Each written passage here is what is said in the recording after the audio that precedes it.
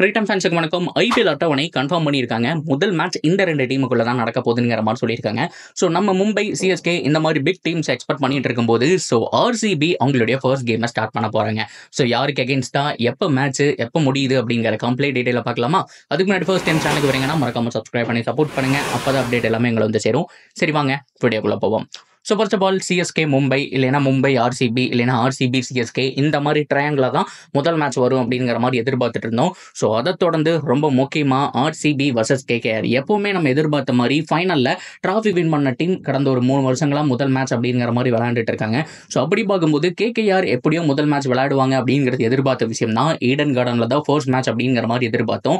Against RCB அப்படிங்கிற மாதிரி சொல்லியிருக்காங்க. ஆனால் ஆர்சிபி வர்சஸ் கேகேஆராக இருக்கிறக்கும் சான்ஸ் இருக்கு. 2-1 தானே அப்படின்னு கேட்டீங்கன்னா கிடையாது. எந்த டீம் முன்னாடி போடுறோமோ அந்த ஹோம் கிரவுண்ட்ல தான் மேட்ச் நடக்க போகுது. ஆர்சிபியோட நேம் முன்னாடி வருது அப்படின்னா சின்னசுவாமியில ஓப்பனிங் மேட்ச் நடக்கிறதுக்கான சான்ஸ் ஹைலி பாசிபிள். எப்போ தொடங்குறாங்க அப்படின்னா 22 மார்ச் தொடங்குறாங்க. இதுதான் கன்ஃபார்ம் டேட் அப்படிங்கிற மாதிரியும் சொல்லியிருக்காங்க. முடிய போறது 28 மே அப்படிங்கிற மாதிரியும் சொல்லியிருக்காங்க. இதுக்கு நடுவில் 23 மார்ச் பார்த்தோம் அப்படின்னா எஸ்ஆர்எச் வர்சஸ் ஆர்ஆர் மேட்ச் நடக்க போகுது. அதுக்கப்புறம் வந்துட்டு 26ஆம் தேதி ஆர்ஆர் வர்சஸ் கேகேஆர், இல்லைன்னா ஆர்ஆர் வர்சஸ் சிஎஸ்கே அப்படிங்கிற மாதிரி மாறி மாறி வரப்போறதா சொல்லியிருக்காங்க. ஃபர்ஸ்ட் மேட்ச் மட்டும் கன்ஃபார்ம் ஆயிடுச்சு. மீதி இருக்கக்கூடிய மேட்ச் எல்லாமே அப்பப்போ சேஞ்ச் பண்றதுக்கான சான்ஸ் இருக்கு. இதெல்லாம் எப்படி பிரிக்கிறாங்க அப்படிங்கிற மாதிரி நான் ஆல்ரெடி சொல்லியிருப்பேன். அதாவது குரூப் ஏ, குரூப் பி அப்படிங்கிற மாதிரி 10 டீமை பிரிச்சுக்குவாங்க.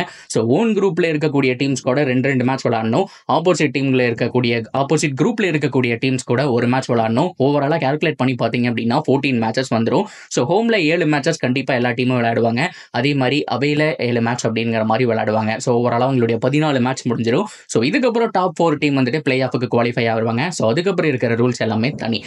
இதை யாரு டெலிகாஸ்ட் பண்றா அப்படின்னா இப்போ லேட்டஸ்டா கிடைச்சிருக்கிற அப்டேட் உடனடியாக நீங்க போய் செக் பண்ணி பார்த்தாலுமே ஜியோ பிளஸ் ஹாட் ஸ்டார் 2 பேரும் பார்த்தோம் அப்படின்னா மெர்ஜ் ஆயிட்டாங்க. ஜியோ ஹாட் ஸ்டார் அப்படிங்கிற மாதிரி தான் அவங்களுடைய நேம் வச்சிருக்காங்க. அப்படி பார்க்கும்போது புதிய பிளான்ஸ் இருக்கு. அவங்க தான் லைவ் டெலிகாஸ்ட் பண்ண போறாங்க அப்படிங்கிற மாதிரியும் அனௌன்ஸ் பண்ணிட்டாங்க. டிவியை பொறுத்த வரைக்கும் ஸ்டார் ஸ்போர்ட்ஸ் நெட்வொர்க், அது போக நீங்க ஆன்லைன் பிளாட்ஃபார்ம்ல தெரிஞ்சீங்க அப்படின்னா இந்த ஜியோ ஹாட் ஸ்டார்ல தான் நீங்க பார்த்தாகணும். அதுதான் வந்துட்டு இனிமேல் ட்ரெண்டிங்ல இருக்கக்கூடிய ஒரு பிளாட்ஃபார்மாகவும் இருக்குங்கிறதுல மாற்றம் கிடையாது. குவாலிஃபையர் வந்துட்டு ஹைதராபாத்ல நடக்க போறதா சொல்லியிருக்காங்க. ஃபைனல் வந்துட்டு கொல்கத்தால நடக்க போறதா சொல்லியிருக்காங்க. குவாலிஃபையர் பிகாஸ் ஏன் ஹைதராபாத் அப்படின்னா போன வருஷம் அவங்க தான் வந்துட்டு ஃபைனலிஸ்ட் இல்லையா? அதனால குவாலிஃபையர் இல்லைன்னா எலிமினேட்டர் 2 கேமுமே நடத்தலாம். இல்ல 2 கேம்ல ஏதோ ஒன்று ஹைதராபாத்ல நடக்க போறாங்க. அண்ட் ஃபைனல் மேல வந்துட்டு கொல்கத்தால நடக்க போகுது. அதுல மாற்றமே கிடையாது. இதுதான் கம்ப்ளீட் டீடைல்ஸ்.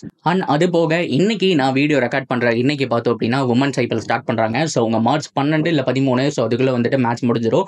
இதுக்கு நடுவில் சேம் டிட்டோ அந்த பக்கம் சாம்பியன்ஸ் ஆப்பீங்க.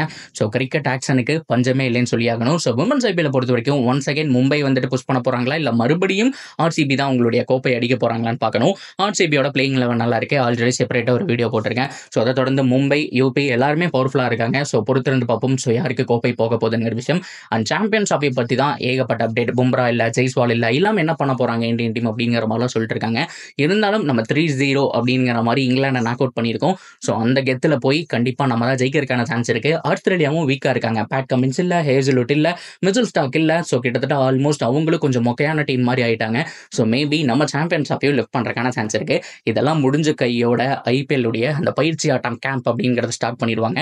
ஒவ்வொரு டீமுமே சாம்பியன்ஸ் ஆஃபை விளையாடாத பிளேயர்ஸும் போய் முன்னாடியே ஜாயின் பண்ணிடுவாங்க. அண்ட் சாம்பியன்ஸ் ஆஃபை முடிஞ்சதுக்கு அப்புறம் மீதி ரிமைனிங் இருக்கக்கூடிய பிளேயர்ஸும் ஜாயின் பண்ணுவாங்க. அதுக்கப்புறம் என்னங்க, கிட்டத்தட்ட ஒரு 60 நாள் 70 நாள் கம்ப்ளீட் என்டர்டைன்மெண்ட் தான். அதுல மாற்றமே கிடையாது. செமையா இருக்க போகுதுங்கிறதுலையும் எந்த விதமான மாற்றமும் இல்லை. இதை பத்தி நீங்க என்ன நினைக்கிறீங்க?